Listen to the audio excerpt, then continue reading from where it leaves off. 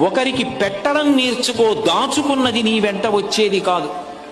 నరసింహశతక కర్తే ఒక మాట అంటాడు, తల్లి గర్భము నుండి ధనము తేడెవ్వడు, వెళ్ళిపోయేడినాడు వెంటరాదు, లక్షాధికారైన లవణమన్నమే కాని మెరుగు బంగారంబు మింగబోడు, విత్తమార్జన చేసి విర్రవీగుట కాని కూడబెట్టిన సొమ్ము కుడువలేడు, పుందుగామరుగైన భూమి లోపల పెట్టి దాన ధర్మము లేక దాచి దాచి తుదకు దొంగలకిత్తురో దొరలకవునో, తేనెజుంటీ గలీయవా తెరువరులకు, భూషణ వికాస శ్రీధర్మపుర నివాస దుష్ట సంహార నరసింహ దురిత దూరా. తల్లి కడుపులోంచి వచ్చినప్పుడు తెచ్చుకున్నది ఏదీ లేదు.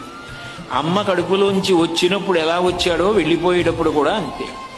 ఒంటి మీద ఆఖరణ కప్పినటువంటి నూలు బట్ట కూడా లాగేస్తారు. లాగేసి తీసుకెళ్లి కట్టెల మీద పడుకోబెట్టి వెలిగించేస్తారు. ఒంట్లో ఉన్న నెత్తురంతా ముద్దలు ముద్దలుగా కట్టెల మధ్యలోంచి పడిపోతుంది. ఒంట్లో ఉన్నటువంటి మాంసం అంతా కాలిపోతుంది. తల వెంట్రుకలు మొదలైనవన్నీ ఊడిపోయి గాలికి ఎగిరిపోయి చెట్ల మొదట్లలోకి వెళ్ళిపోతాయి.